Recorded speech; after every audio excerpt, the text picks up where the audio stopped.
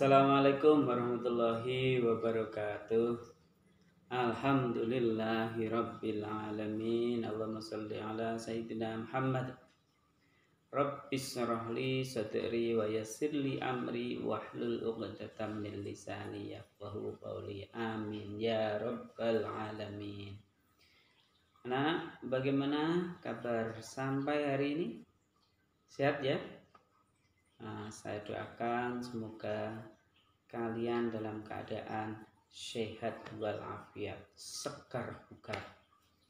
Nah, aktivitas kalian kita selama ini nggak tahu kalau di rumah kalian ngapain ya. Semoga aktivitasnya adalah bermanfaat minimal untuk kalian sendiri ya, untuk keluarga, untuk lingkungan. Jadi sudah 1,5 tahun kita pandemi ya, namun gak usah dipikir itu, yang penting jaga kesehatan, insya Allah kita sehat walafiat. Oke, di pertemuan pertama ini adalah edisi perkenalan ya, di mata pelajaran ekonomi.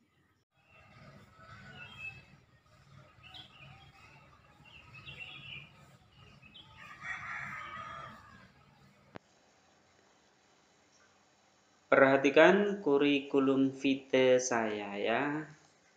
Nama lengkap saya Trisnoto SPD MM.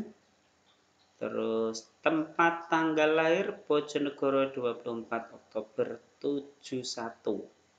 Berarti sudah 50 tahun, setengah abad ya.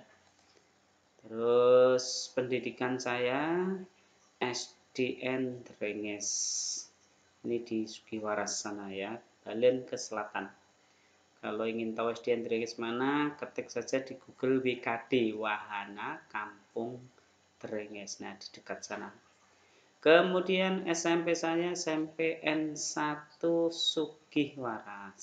Nah, terus SMA saya SMA Negeri 1 Sumberjo.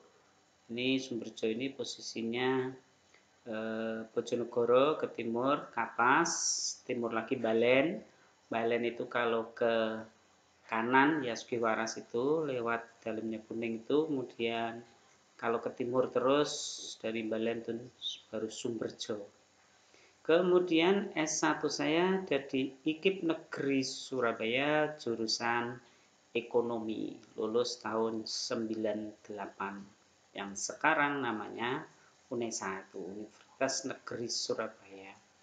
S2 saya di Unisma Malang jurusan Manajemen, lulus tahun 2013.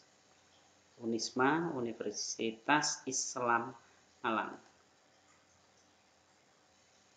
Pengalaman kerja saya ada di SMA Negeri 1 Baurno, kurang UIN ya, Baurno. Baurno itu timurnya Sumberjo. Barat sebelum Babat ya, baratnya Babat. 98 sampai 2005. Nah, kemudian 2005 di Man 3 Bojonegoro atau Man Ngeraho dulu sampai sekarang. Kemudian saya punya 3 anak. Yang pertama di UNESA semester 5. Kemudian yang kedua SMA kelas 12, seumuran kalian ini ya. Kemudian SD kelas 5 itu yang ketiga. Itu kurikulum vitae saya. Pada pertemuan perkenalan ini anak-anak akan saya beritahukan bagaimana cara belajar efektif untuk meraih prestasi. Nah, pengen meraih prestasi? Pengen sukses? Diperhatikan betul ya, fokus cara belajar efektif untuk meraih prestasi.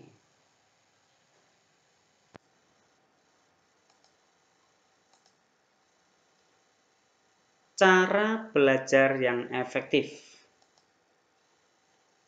Oke. Sebenarnya kita itu dapat dengan mudah untuk belajar. Namun rasa malas itu terkadang menjadi penyebab yang membuat semua menjadi kacau. Nah, ini rasa malas nih, kita buang jauh-jauh ya. Banyak sekali para pelajar dan mahasiswa yang justru asik bermain dan melupakan belajar. Game misalnya, dan main. Sekarang ada yang itu ada bola sodok gitu dengan asyik, lupa dengan belajar. Nah, jangan sampai itu ya. Padahal tugas utama seorang pelajar dan mahasiswa adalah untuk belajar dan menuntut ilmu. Orang tua yang sudah mati-matian memberikan dan mencukupi semua kebutuhan seringkali dibuat kecewa oleh ulah putra-putrinya yang justru melalaikan belajar. Jangan sampai terjadi ya. Sehingga karena melalaikan belajar ini akan mendapat nilai yang kurang bagus, bahkan tidak bagus. Untuk itulah usaha untuk meraih prestasi wajib diterapkan. Nah, tentu dengan belajar. Apa tadi? Belajar, ya.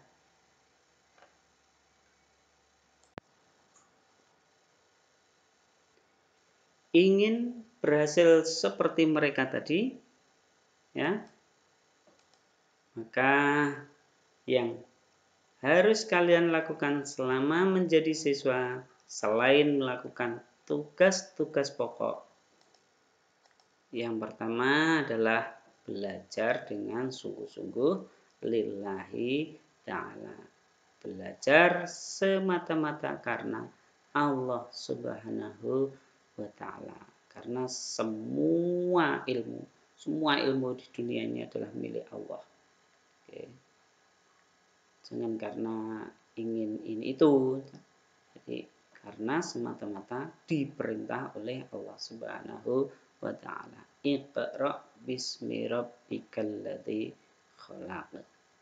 Yang kedua, selalu mengerjakan tugas. Tidak boleh malas. Harus semangat ya. Harus semangat di dalam mengerjakan tugas. Kalau malas ya itu hasilnya. Tentu tidak akan bagus. Sukses berarti harus semangat. Ikhlas ketika diberi sanksi. Loh, Pak, apa ada sanksi, Pak, di Mantiga? Tentu ada. Dimanapun organisasi, sanksi itu pasti ada. Ada yang sanksi fisik, tentu jangan khawatir. Sanksi fisiknya adalah sanksi fisik yang membangun, membuat kita sehat. Ada sanksi untuk menghafal ini itu. Negara saja kan ada sanksinya. Ketika maling, penjahat, penjara, dan lain sebagainya. Organisasi tanpa sanksi akan berjalan secara sehat-sehat. Tentu harus proporsional. Sanksinya apa? Yang dikerjakan itu pelanggarannya ringan, maka sanksinya ya ringan. Tentu dengan sanksi ini misalnya dimarahi Bapak Ibu guru, kamu harus berterima kasih. Dengan dimarahi berarti kamu kan ketemu langsung dengan Bapak Ibu guru. Jarang loh ya yang bisa langsung ngomong dengan Bapak Ibu guru.